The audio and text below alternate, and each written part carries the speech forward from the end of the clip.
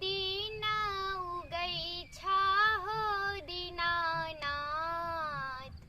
आहे भोर भिन सर, आई किए भेलई हो दीनानाथ, आहे एति एति बेर, सब दिन उगई छाहो दीनानाथ, आहे भोर भिन सर, आई किए भेलई हो दीनानाथ, आहे एति एति बेर,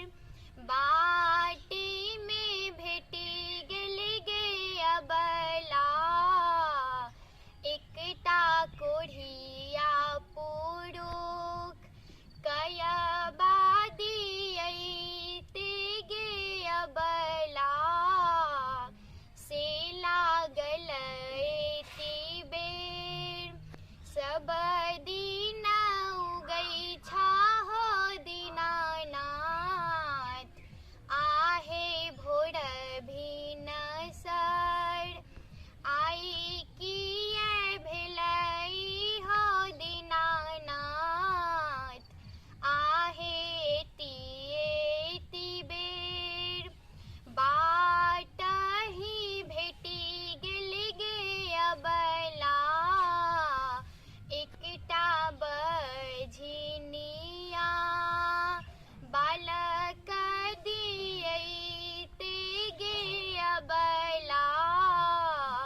से लागल एति बेर, सब दिन उगई छाहो दीनानाथ, आहे भोर भिन सर, आई किए भेलई हो दीनानाथ,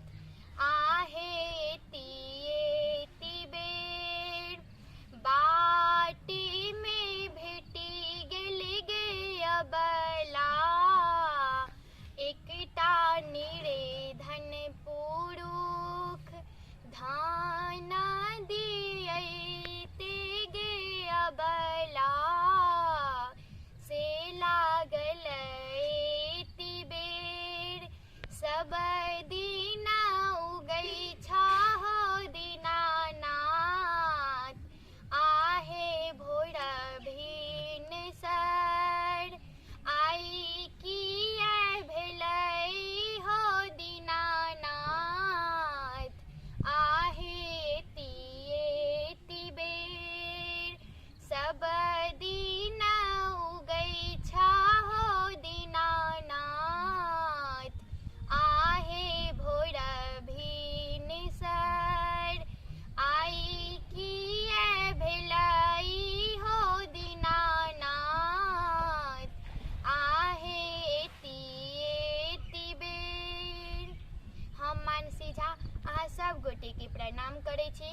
और हम आइ एकटा छठि के गीत सुनेलहुँ हैं। नीक लागत तो लाइक करब, कमेंट करब और संतोष गुप्ता के यूट्यूब चैनल के सब्सक्राइब करब और वीडियो के शेयर जरूर करब। जय मिथिला, जय मैथिली।